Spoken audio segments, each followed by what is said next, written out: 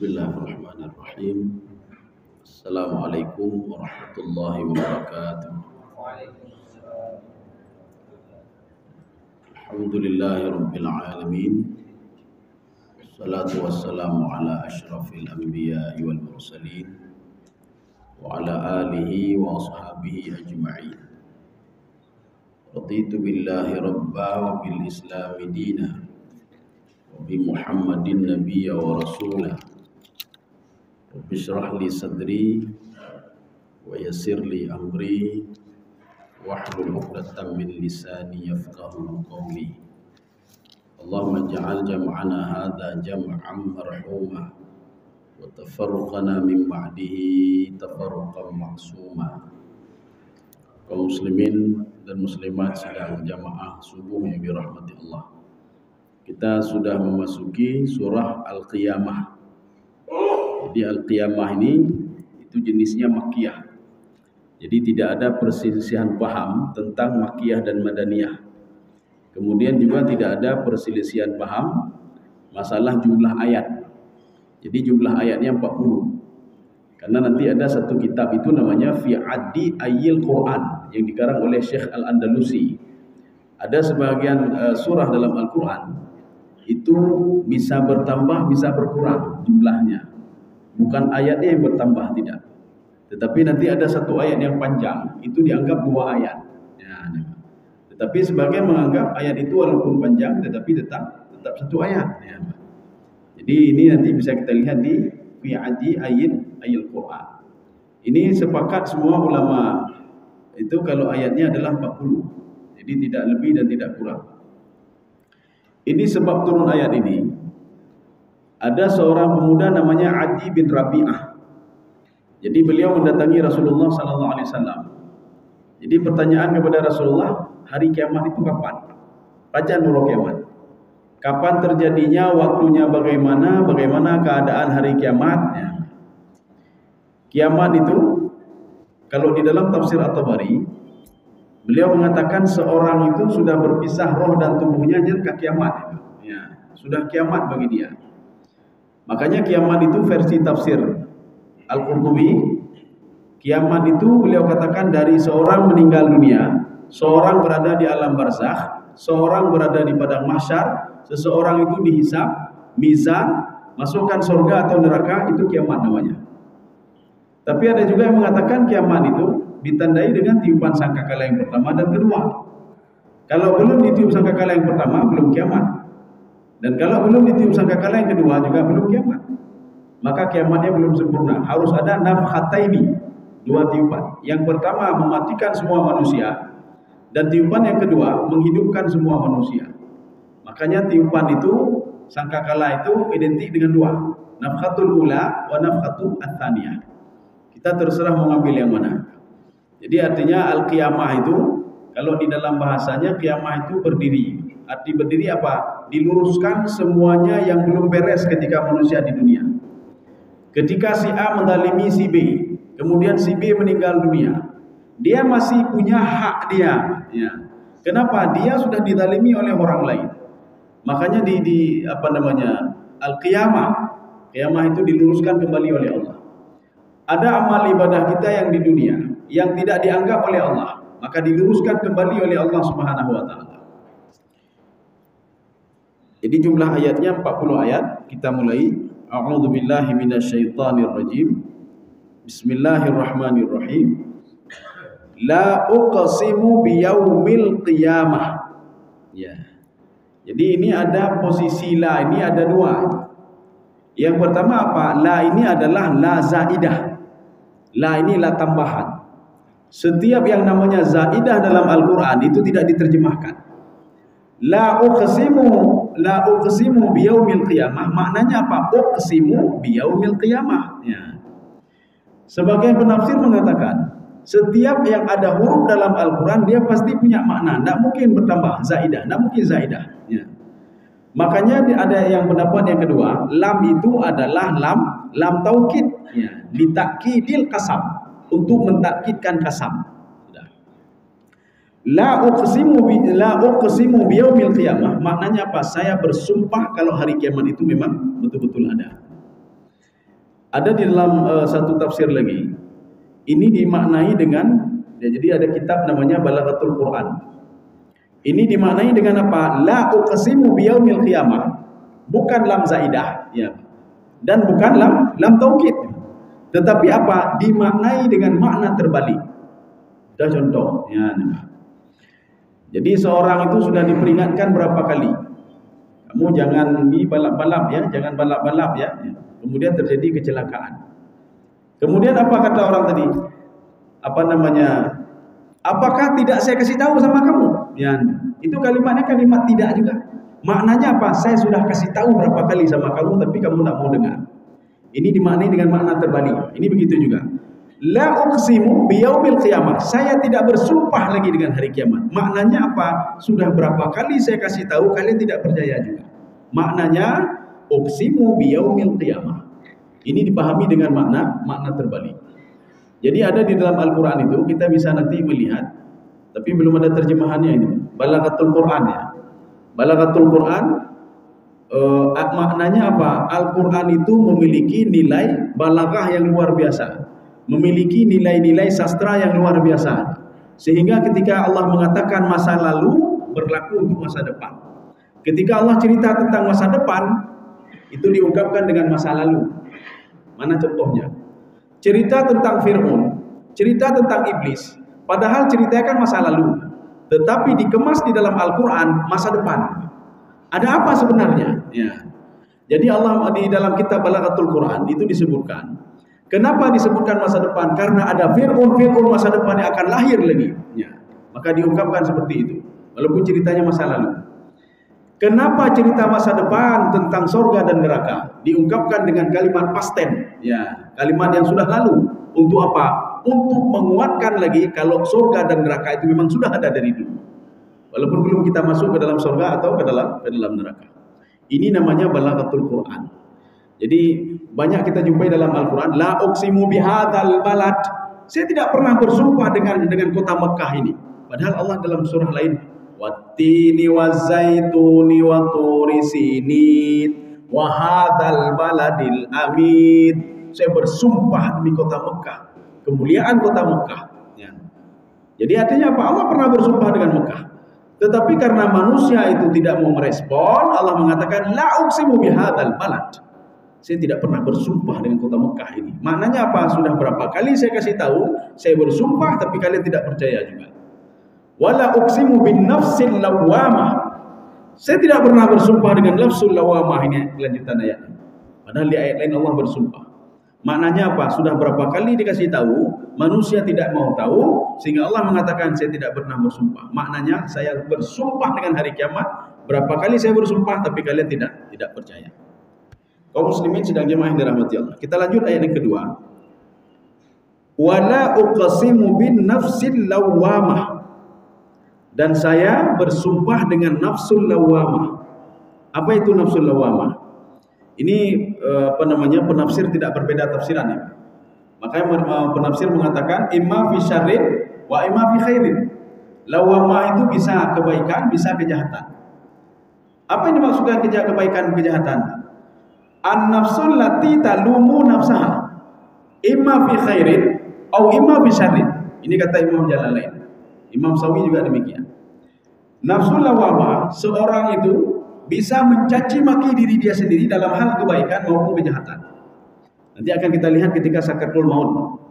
Ketika sakaratul maut, seorang itu akan mencaci diri dia sendiri. Mencaci bagaimana? Kenapa sedikit sekali kebaikan yang kamu lakukan? Ya, orang lain buat ini, kenapa kamu lakukan sedikit sekali? Ini lawamah namanya. Ini lawamah fi khairin.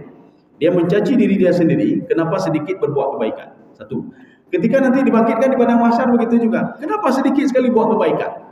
Kenapa sedikit sekali bersedekah? Kenapa sedikit sekali beribadah? Ya. Yang kedua, fisyarid dalam kejahatan. Kenapa kamu mencuri? Kenapa tidak salat? Kenapa korupsi punya orang lain? Kenapa makan haram? Ya. Itu kata-kata itu keluar ketika sakaratul maut dan ketika dibangkitkan nanti di padang mahsyar. Kalla sawfa ta'lamun, thumma kalla sawfa ta'lamun. Jadi kalla sawfa ta'lamun yang pertama in dan nazar. Ketika roh itu mau keluar dari tubuhnya, dia ngomong, bukan ni nak buat kebaikan. Kenapa banyak sekali saya buat kejahatan ya, Pak?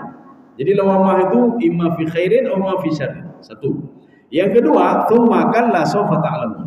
Seorang akan teringat kepada ibadahnya. Dia akan teringat kepada dirinya ketika dibangkitkan lagi di padang mahsyar nanti. Dia melihat orang lain kok bahagia sekali mereka. Kenapa saya tidak berkorban dulu? Kenapa sedikit sekali ibadah saya? Kenapa sedikit sekali saya berbuat kebaikan? Kenapa banyak sekali saya buat kejahatan? Ini nafsu lawamah namanya. Jadi kalau di dalam tafsir Sawi, sebenarnya yang cocok ngomong ini adalah tafsir Ibnu Qayyim Al-Jauzi. Kenapa? Karena ini erat kaitannya dengan perspektif tasawuf ya. Itu kan nafsul lawamah. Kenapa Allah mengatakan nafsul lawamah di dalam kitab Minhajul Abidin? Ini beliau memang bukan pakar tafsir ya Imam Ghazali, tetapi nanti kita ambil pakar tafsir yang menafsirkan tentang ayat ini juga. Jadi Imam Ghazali mengatakan yang paling dominan mengganggu manusia di dalam beribadah, yang paling dominan manusia itu berbuat kebaikan atau kejahatan, itu yang pertama nafsu. Nafsu dia ya. Jiwa dia sendiri. Kita tidak bangun salat tahajud tadi malam, jiwa kita sendiri. Kita tidak bersedekah, kita sendiri. Jangan salahkan syaitan dulu ya. Coba-coba salahkan syaitan tapi. Kita susah untuk salat berjamaah, kita susah untuk baca Al-Quran, salahkan diri kita sendiri. Jangan salahkan orang lain. Betul lah, gara-gara tipulan tadi. Jangan salahkan orang lain. Gara-gara syaitan, jangan salahkan orang lain. Maka yang paling dominan itu kata Imam Ghazali, yang pertama itu adalah an-nafsu, jiwa manusia. Maka Allah katakan dalam Al-Quran, fakku rakabah. Mau nggak saya berikan kebaikan yang luar biasa kata Allah? Kontrol hawa nafsumu kata Allah. Kebaikan itu akan datang dengan sendirinya. Yang punya hawa nafsu sudah kontrol Pak. Kebaikan itu datang sendiri. Kebaikan itu akan datang sendiri. Karena pusat semuanya itu hawa nafsu. Kita malas beribadah, ini juga. Kita taat beribadah, ini juga. Sudah, ini yang pertama.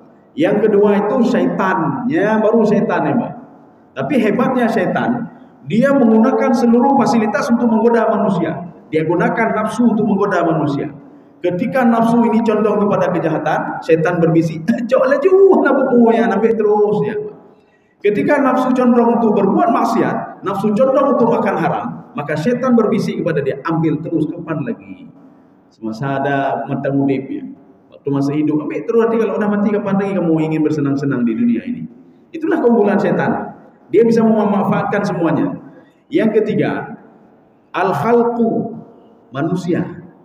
Artinya teman kita itu, interaksi sosial kita dengan masyarakat bisa merubah pola pikir kita, mindset bisa dirubah.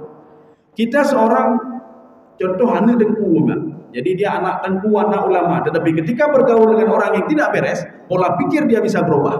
Walaupun dia anak dengku, walaupun anak ulama. Karena apa? Al-khalqu. Khalqu itu makhluk ya, manusia.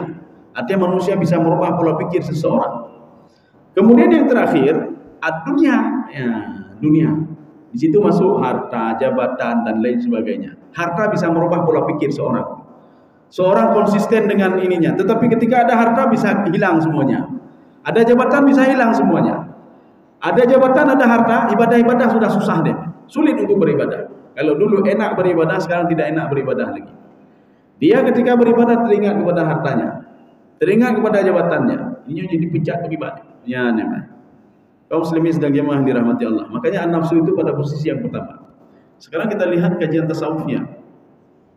Jadi kajian tasawuf, ini Imam Sawi, beliau sebenarnya bukan ahli sufi, bukan tasawuf. Yang tasawuf itu ada 3 penafsir.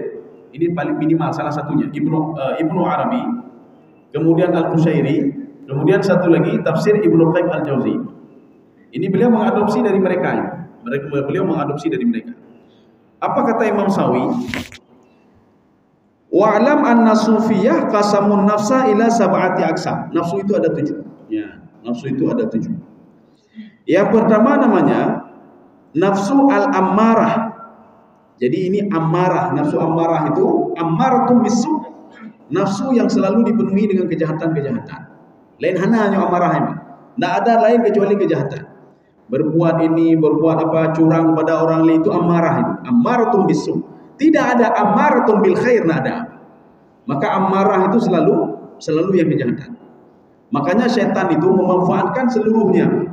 Jadi yang pertama tadi nafsu, dia memanfaatkan nafsu supaya manusia bisa jauh dari Allah. Tetapi kalau kita dekat dengan Allah, dia tidak bisa berbuat macam-macam. Kita selalu berzikir, dia tidak bisa buat macam-macam. Kemudian dia juga menggunakan manusia lain untuk menggoda kita manusia. Ya. Dia melalui tetangga kita, melalui istri kita, melalui anak kita, itu digoda kita. Sudah. Dia bisa juga menggoda kita melalui yang pertama, melalui apa? Dunia, jabatan kita, menggoda melalui harta dan lain sebagainya.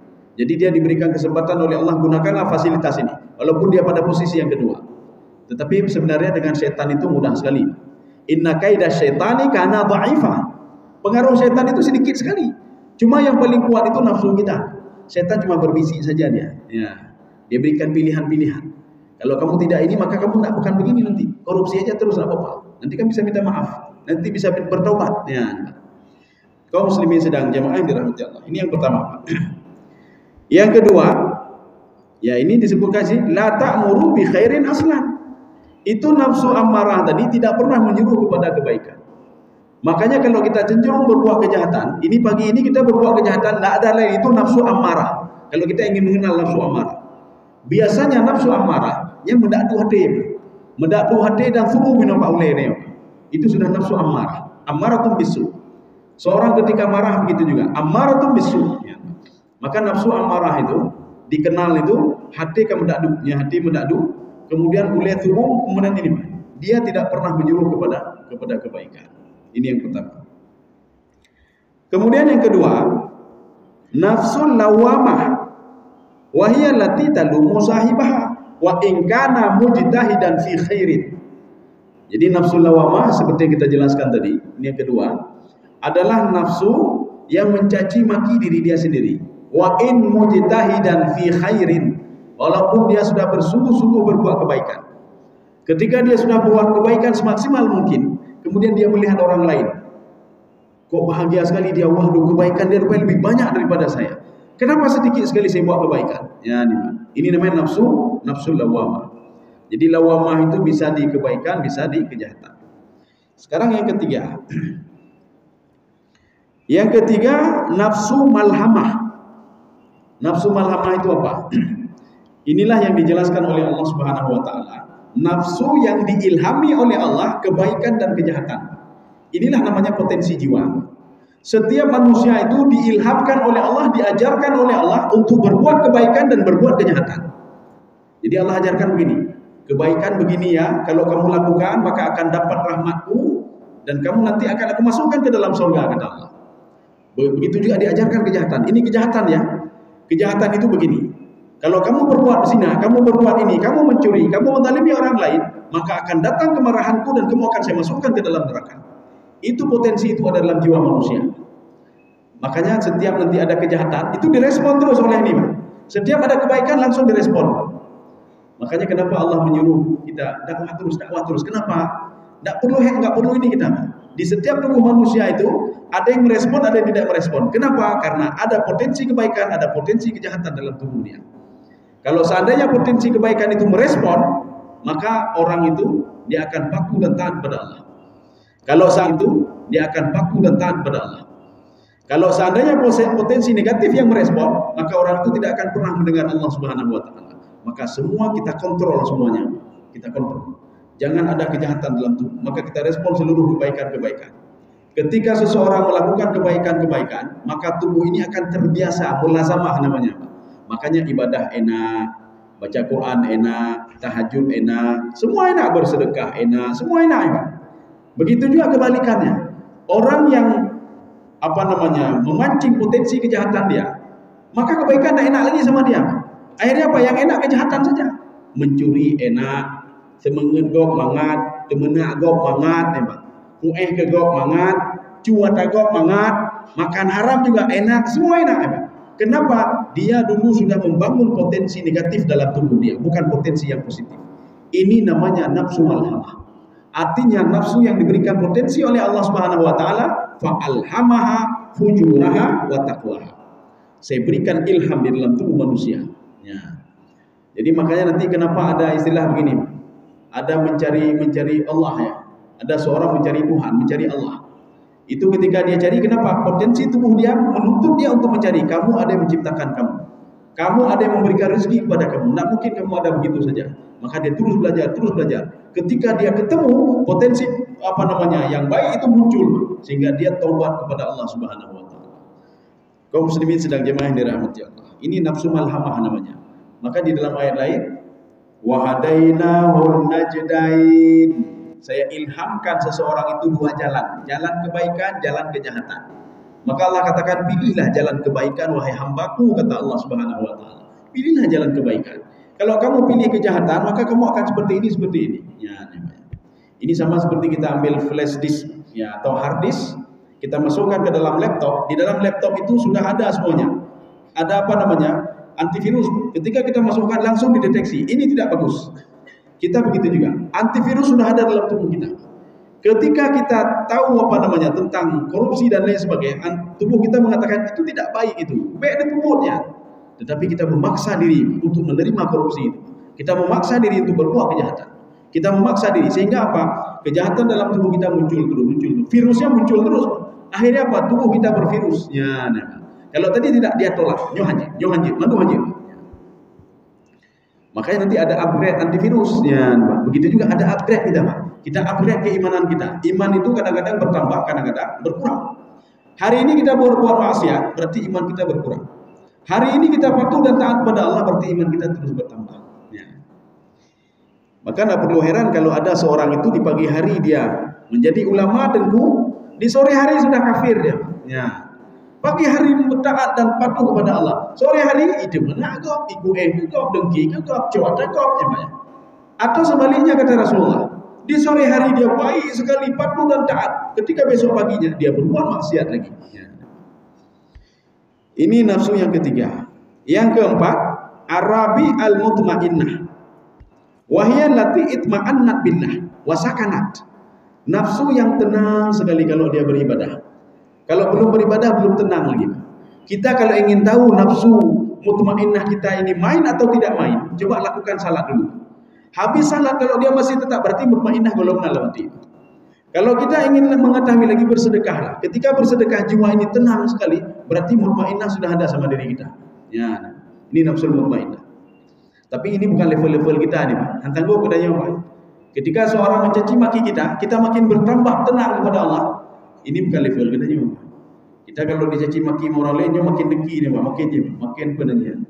Tapi kalau seandainya sanggup kita tahan, berarti mutmainnah sudah ada pada diri kita. Ini berarti tapi pada level-level paling tinggi ini. Makanya ketika seorang itu, ini level paling tinggi juga ini, ditimpa musibah, dia tenang sekali, Pak. Kenapa dia tenang? Dia tahu musibah itu berasal dari Allah. Kenapa kita tidak tenang? Kita mencaci maki itu loh, Pak. Ya, makanya nanti ada lawamah nih, Pak. Ya, lawamah. Kenapa begini? Kenapa begitu? Kenapa enggak tenang jiwanya, Pak? Jadi mutmainnah itu jiwa dia tenang. Dengan apa? Dengan salat, dengan ibadah dan lain sebagainya. Tetapi kalau kita dengan ibadah juga enggak bisa tenang, berarti nafsu mutmainnah itu belum ada. Ini namanya nafsu mutmainnah. Kemudian yang kelima, nafsu radiyah. Radiyah itu apa?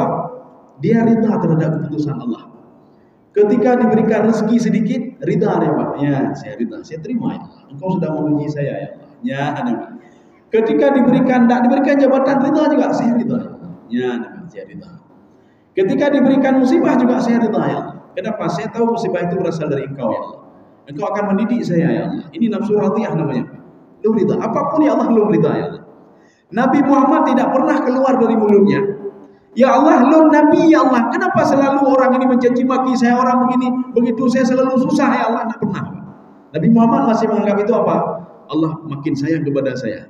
Keluar dari rumah sudah ada yang mencaci maki beliau. Bahkan istrinya Abu Lahab, itu Ummu Jamil, itu bibi kandungnya sendiri, bibinya sendiri. Setiap hari bibinya itu, Ummu Jamil, selalu menyiapkan durinya, duri.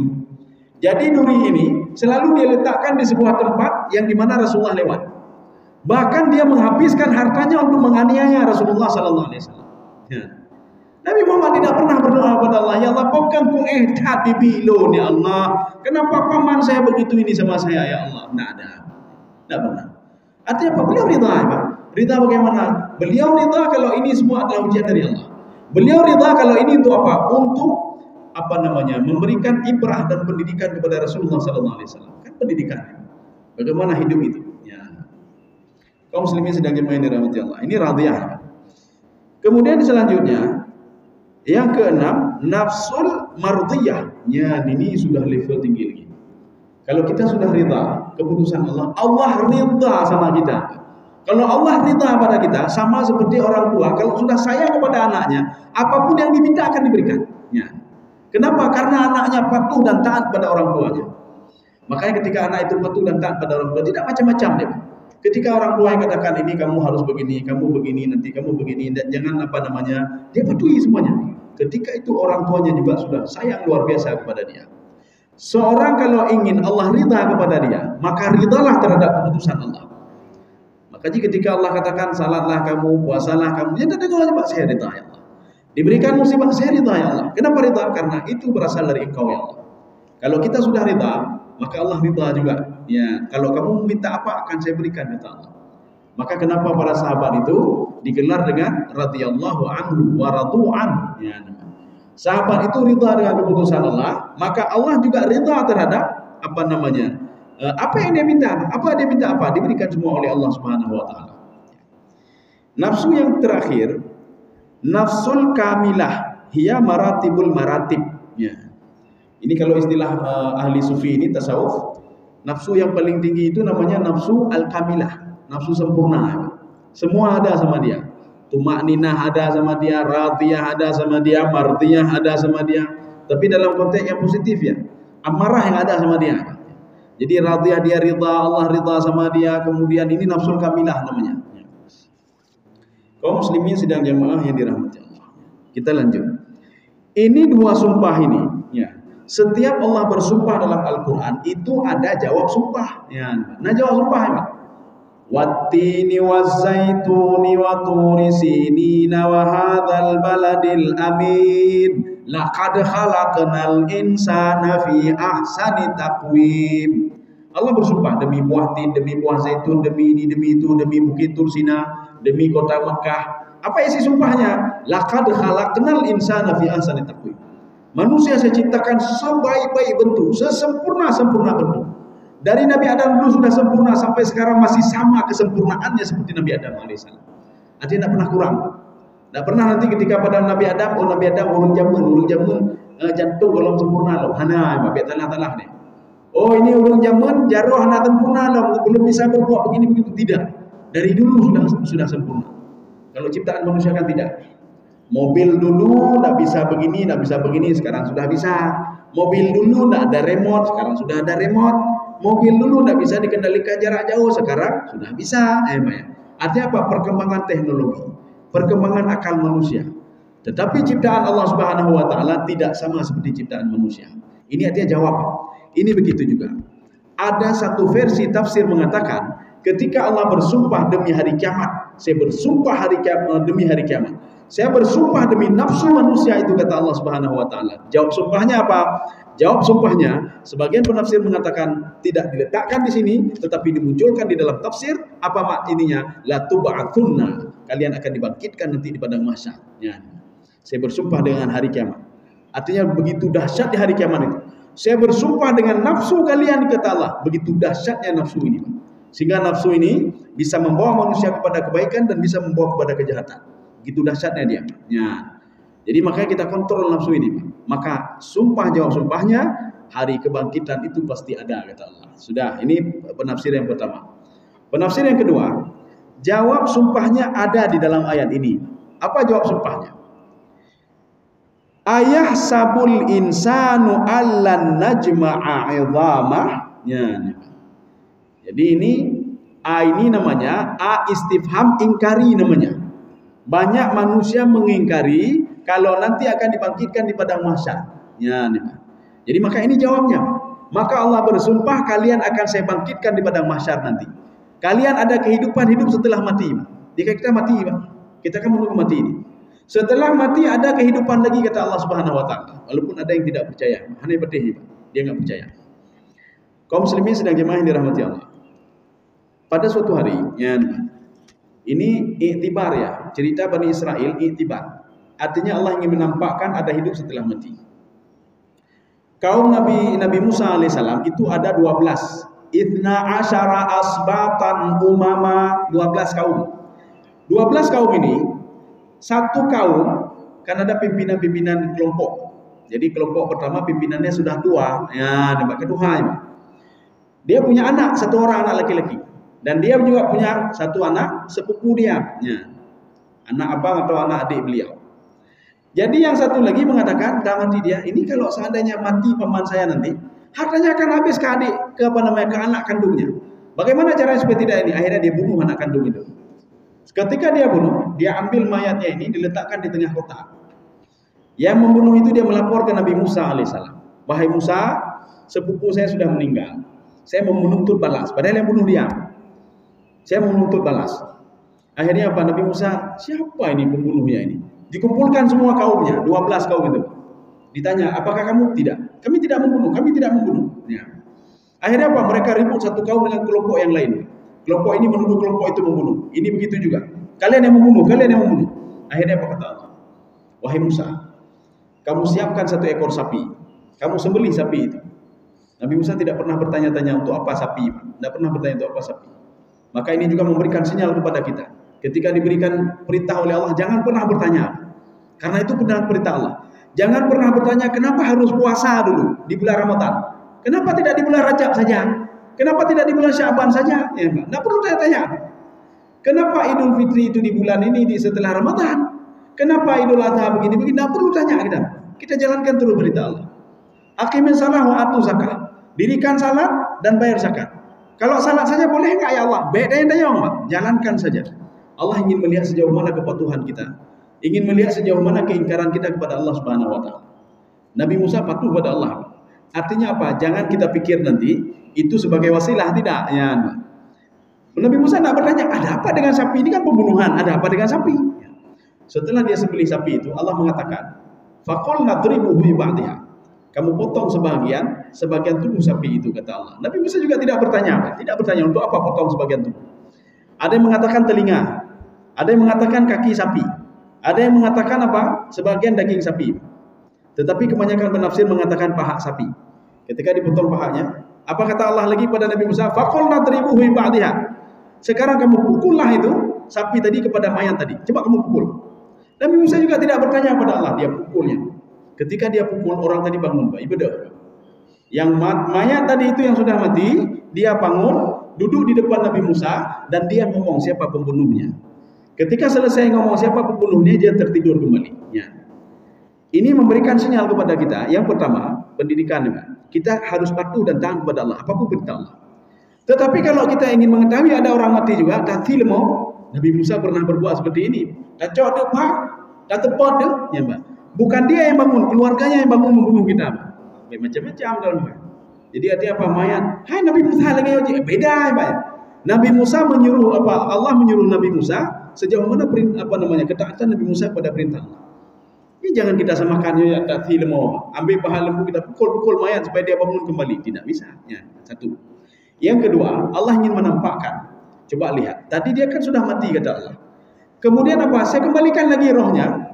Dia hidup kembali. Sebenarnya tak perlu melalui lembu, tak perlu melalui apa sapi tadi, disembelih sapi, tak perlu itu. Cukup saya bangkitkan saja, bangkit kamu, bangkit. Cuma untuk apa? Saya ingin melihat bagaimana kepatuhan Nabi Musa dan Bani Israel terhadap perintahku, itu saja. Maka kita kan begitu juga. Ketika disuruh oleh Allah, famshu fi manakibiha, cari rezeki kamu. Jangan duduk saja, sampai rezeki dari Allah. Turun dari langit, saya tunggu rezeki. Allah ingin melihat sejauh mana kita patuh pada Allah. Kalau kita cari rezeki walaupun tidak maksimal, oh dia patuh padaku, maka diberikan rezeki yang banyak oleh Allah Subhanahu wa taala. Ya. Tapi kalau tidak patuh, kita kerja keras, tidak dapat apa-apa juga. Hanya dapat apa-apa. Ini hasil kerja keras saya sendiri dong, Pak. Kerja dari pagi sampai sore, tapi tidak dapat apa-apa dia. Ada orang biasa-biasa saja. Tetapi rezeki yang banyak diberikan oleh Allah Subhanahu wa taala.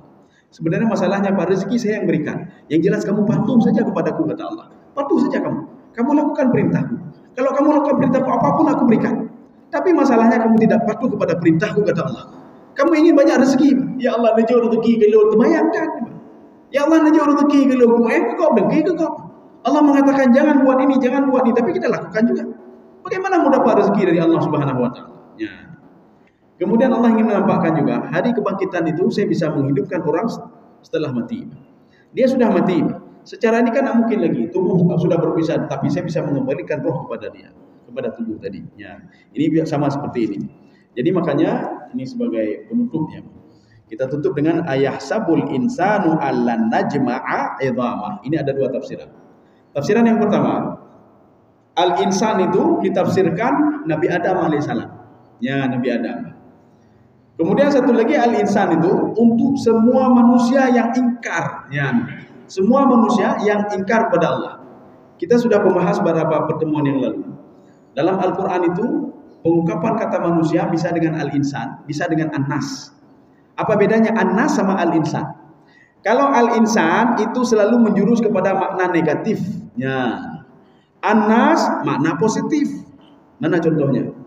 Al-Quran itu hudan linnas wa bayyinatin minal huda wal furqan. Al-Quran akan menjadi petunjuk bagi orang-orang yang selalu menggunakan akalnya, selalu mencerna Al-Quran, makna positif. Tetapi al-insan itu makna negatif. Ketika kita baca Al-Quran, itu selalu menjurus kepada makna negatif. Ya. Ini begitu juga. Ada yang mengatakan pertama, ayahsabul insan, apakah Nabi Adam itu tidak berpikir kalau dia nanti akan saya rakit kembali? Ya, berarti kalau Allah ngomong kepada Nabi Adam, Allah juga ngomong kepada keturunan Nabi Adam yang membangkang. Ini bukan berarti Nabi Adam membangkang, tidak, betalah ya, ya, betalah katanya. Artinya apa? Nabi Adam cukup Nabi Adam saja mewakili orang-orang membangkang lainnya. Kenapa? Karena Nabi Adam itu adalah Abul Bashar, bapaknya para manusia. Maka pesan itu cukup disampaikan kepada orang tuanya saja. Hanya perlu kepada anaknya, pada cucu-cucunya. Ya. Yang kedua, ini pendapat siapa? Ini pendapat Imam At-Tabari dalam tafsir beliau. Beliau juga punya dalil-dalil yang kuat kenapa itu Nabi Adam alaihissalam.